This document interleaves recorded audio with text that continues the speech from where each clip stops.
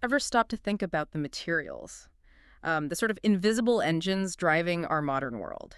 Stuff that's absolutely crucial, but you never really see it, like in your phone, or maybe the systems bringing clean energy to your home. Well, today we're doing a deep dive into one of these, fluorocarbon films. We're digging into the Global Fluorocarbon Films Market Outlook 2033 report. It's from Cognitive Market Research. And our goal here is to unpack the really quite surprising growth of these films, look at where use their critical applications, and just try to grasp their global impact, which often goes unnoticed. So let's jump in. Yeah, and just to give you a sense of the scale right off the bat, this isn't some tiny niche market we're talking about. Back in 2021, the global market was already worth about $1.07 billion. Okay, over a billion. Right. And looking ahead, it's projected to hit around $1.35 billion by 2025. But the really striking part, by 2033, it's expected to soar to $2.15 billion.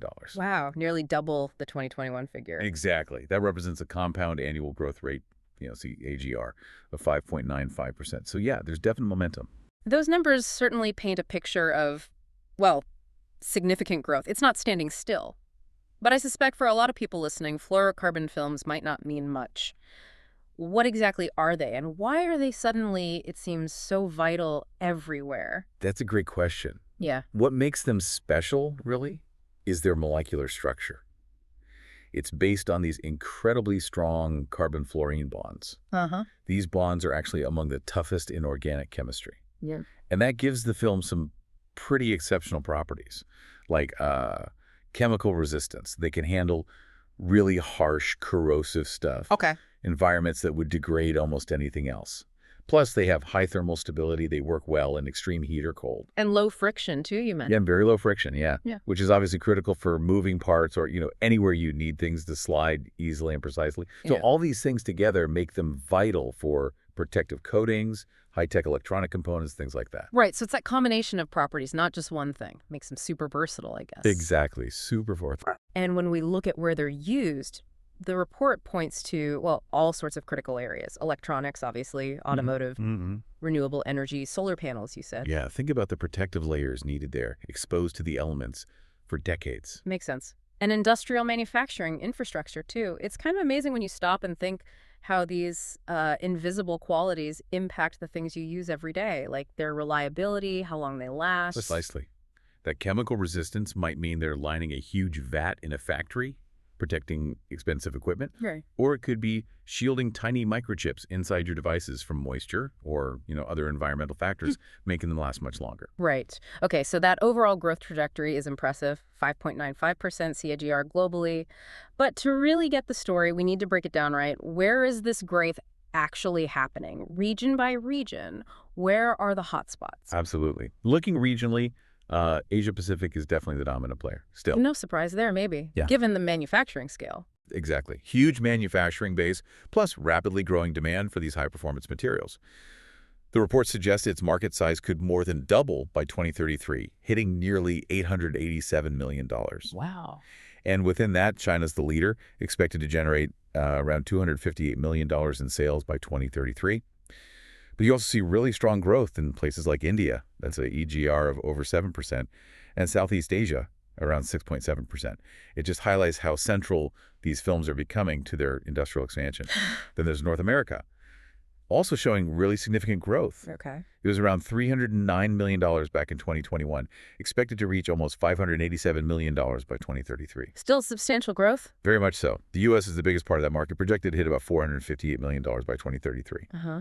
But interestingly, Canada is actually showing stronger momentum in terms of growth rate, a CAGR of 6.4%. Oh, interesting. Yeah, reaching about $80 million by 2033. And Mexico showing steady progress, too. So it's a pretty robust picture across North America. And Europe, also looking healthy, growing from about $202 million in 2021 to a projected $387 million by 2033. Okay. Any standouts there? Well, France and Italy are showing growth rates a bit above the regional average, around 6.2% and 5.9% respectively, driven by their, advanced industrial sectors. But what's also quite interesting is the growth in the rest of Europe category. Eastern Europe, places like that. Exactly. That segment shows a really strong CAGR, over 7%, which suggests, increasing industrial use as those economies modernize and plug more into global supply chains. It's fascinating, isn't it, seeing how different parts of the world are adopting and leveraging these materials. So we have the big established regions, but you also mentioned dynamic growth areas, places really accelerating. Where else are these films really taking off? Yeah, beyond the big three, you see some really interesting dynamics. South America, for instance, it's flagged as an emerging and pretty dynamic growth region. Okay. Expected to grow from about $72 million in 2021 to over $157 million by 2033. That's a strong CAGR, nearly 7%. Higher than the global average. Right. And countries like Argentina are showing even faster growth, nearly 7.5%. Mm-hmm. Also, the rest of South America category is strong. It seems driven mostly by expanding industry and, importantly, big infrastructure projects down there. These films offer the durability needed for those kinds of demanding long-term projects. Now, the Middle East, by contrast, is a bit more modest. Slower growth. Yeah, a slower trajectory. Projected to rise from about $41 million in 2021 to around $71 million by 2033. That's a CGR of about 4.5%. Okay. You see places like the UAE and Egypt doing slightly better than average for the region, maybe reflecting that gradual modernization of manufacturing sectors there. They need materials that hold up in, say, high heat. Yeah. But if you want the really explosive growth story, Yeah. look at Africa. Africa, really? Absolutely. It's highlighted as the fastest growing regional market globally for these films, hands down. Wow. What kind of numbers are we talking? Get this, total sales are expected to nearly triple, from about $21.5 million in 2021 to over $60 million by 2033. Triple. Triple, at a CGR of, wait for it, 9.54%. Goodness, that's incredible. It really is. And it's broad-based, too. Nigeria, South Africa, the rest of Africa, all showing growth rates near or even above 9%. What's driving that? It seems to be a combination of factors. Rapid industrialization, huge investments going into energy infrastructure, a booming construction sector. They all need these high-performance, durable materials. It's a really clear signal of major economic shifts happening on the continent. Okay, so we've covered the incredible scale, the regional dynamics, some really surprising growth in places like Africa. But let's bring it back. For someone listening, what does all this mean? All these numbers, these trends, what's the takeaway for us beyond just market data? Does the report touch on any maybe challenges or implications of this rapid expansion? Yeah, that's the key question, isn't it? What it really signifies is that as industries everywhere push for materials that last longer, resist harsh conditions, and just perform better, well, fluorocarbon films are moving from being just an option to being basically indispensable. Right. Not just nice to have, but need to have. Exactly. They're becoming fundamental to modern manufacturing, modern infrastructure. And because they're used in so many different areas, from tiny electronics to massive solar farms, that broad application scope pretty much guarantees long-term global growth. So for you, the listener, it means these unseen films are quietly working behind the scenes to make things you rely on more reliable, more efficient, last longer. Like my phone's lifespan or the solar panels becoming more viable. Precisely. Think about that. Small improvements in materials like this enable huge leaps in technology, making things like renewable energy or advanced electronics more robust, more practical, more affordable even. As for challenges, well, the report focuses mainly on the growth outlook.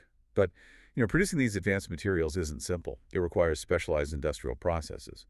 And like any rapidly growing industry, managing the supply chain, ensuring sustainable production, those are definitely ongoing considerations for the companies involved. It really has been a fascinating look into a material that, yeah, most of us probably never think about. But it's clearly shaping industries all over the world, enabling the technology we take for granted. Really shows how vital these specialized materials are. It does. And it makes you think, doesn't it, how a seemingly niche material like these fluorocarbon films can actually represent a kind of quiet revolution in what's possible industrially. Understanding these foundational bits can tell us so much about bigger economic shifts, about where technology is heading. So maybe a final thought to leave with you is, what other hidden materials are out there? What other unsung heroes are quietly enabling our future right under our noses? Worth thinking about. Hi, everyone, and welcome back. Ever think about the hidden stuff inside your tech? The bits you never see, but that make everything work?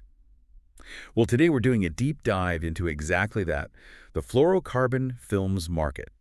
We've got a great market spotlight here from Cognitive Market Research, and our plan is to unpack it, You know, figure out what's driving this market, what the roadblocks are, and, well, what's next. Exactly. These films are kind of the unsung heroes, really, in advanced manufacturing. Think about your phone or solar panels on a roof, maybe even satellites way up there. These films, they're often the key layer making them work reliably, keeping them safe. You probably don't even know they're there. Right. So if they're so fundamental, what's actually pushing the demand? I mean, what are the big shifts making these materials so vital right now? Well, top of the list definitely is the just the huge demand for high performance electronics, semiconductors, And it's not just about making current tech better. These films, because they're amazing insulators, handle heat really well, resist chemicals. They actually allow for the next generation of tiny, powerful electronics. Without them handling those tough conditions, we just couldn't shrink things down or boost power like we do. Plus, you see electronics manufacturing just exploding globally, especially Asia, North America. So the demand just keeps climbing. Okay, that makes total sense for electronics, that high-speed world. But I'm wondering, how does that same kind of material work for something totally different, like clean energy? Is it the same properties they need? It is, actually. It's a similar need for, toughness and protection. They use these films a lot as insulating layers, barrier layers. Think solar panels, big batteries, even those hydrogen fuel cells people are working on. Their durability is key for making sure these systems last and stay efficient, which is like super important in the green energy space. So yeah, as countries push harder for renewables, building big solar farms, energy storage, these films are sort of quietly making it all possible. It's fascinating how central they are to building a greener future. Huh. It really does change how you think about these invisible parts. Huh. Okay, so speaking of high stakes, what about industries where failure is just, well, not an option, like aerospace, defense? Oh, absolutely, yeah. For aerospace and defense, their unique barrier properties are critical, like game-changing. Imagine needing something that holds up in the vacuum of space, resists crazy temperatures, shrugs off moisture, UV rays. That's why they're essential. Satellites, military electronics, even insulation in aircraft, it has to perform. And with, global air travel bouncing back and defense spending going up in lots of places, that's another big push for this market, a major tailwind. Wow, it sounds like they're pretty indispensable across the board. Foundational, really. Yeah. But materials this specialized, this high performance, there's got to be challenges, right? Some friction points holding back even wider use. Oh, definitely. And here's where it gets really interesting. The number one barrier: high manufacturing costs. It stems from needing really expensive raw materials and these super complex, precise ways of making them. So that naturally limits how much they get used in areas where cost is the main driver. Think emerging economies, maybe less critical applications. It kind of forces this question, right? How do you balance that cutting-edge performance with making it affordable enough? That's a real tension. Yeah, that performance versus cost balance is always tricky. But what about the environment? You hear that a lot with specialized chemicals. Are there concerns there? Regulations? You nailed it. That's a huge point. Environmental rules are getting stricter everywhere. A big worry is that some of these films use fluorinated compounds. You might have heard of PFAS and polyfluoroalkyl substances. Ah, the forever chemicals, yeah. Exactly. They stick around in the environment, and there are potential health risks. So places like the US, the EU, they're looking very closely. So new rules could mean companies have to reformulate products, maybe even stop using certain types. And then there's recycling. Because they resist chemicals so well, they're incredibly hard to recycle sustainably. End-of-life waste. That's another big headache the industry has to figure out. It highlights the evolving responsibilities these industries face. Okay, so you've got cost pressure and environmental pressure. That's tough. So how does the industry respond? I mean, how do they innovate their way out of this, or at least adapt? What are we seeing? Yeah, it really shows how clever the engineering side is. One major thing is developing ultra-thin films, or multi-layer ones. So the idea is by making them incredibly thin or layering different types, you get even better performance but use less actual material. Ah, clever. More bang for your buck, sort of. Exactly. And that breakthrough helps make, super compact gadgets possible, enables more complex systems in cars, lighter parts for planes. It's a quiet revolution in just using materials smarter. That's really cool. Getting more from less. Are there other, maybe totally new ways they're using these films beyond just improving existing tech? Oh, yeah. One really exciting area is flexible electronics, wearables. Because these films are light, they don't react with much, and they're, flexible. They're perfect for things like bendable screens, sensors you can wear, maybe even built into clothing smart textiles. Wow. Yeah, it's a big part of that whole Internet of Things wave. Thinking about medical devices, fitness trackers, it could really change how we interact with tech. And circling back to the environment stuff, companies are putting a lot of R&D, serious money into finding alternatives. PFAS-free options, ones with a lower global warming impact. It's a massive scientific challenge, trying to match the performance without the downsides. But it shows they're serious about long-term responsible growth, proving high-tech and sustainability can actually work together. What a fascinating journey. We've covered the sheer technical complexity, the global demand from all these sectors, and this huge shift towards sustainability that's reshaping the fluorocarbon films market. It's quite the mix. It really is. And it just goes to show, doesn't it? Often the biggest innovations aren't the things you see up front. It's these specialized kind of hidden materials like these films. They're the quiet architects, enabling progress, making new things possible across huge global industries, affecting the phone in your pocket, the energy powering your home. It's quite something when you think about what goes on behind the scenes. It really is. And, well, it makes you wonder, doesn't it? What other hidden materials are out there quietly shaping our world right now, enabling the next big thing? Mm-hmm. And what's their next chapter going to look like?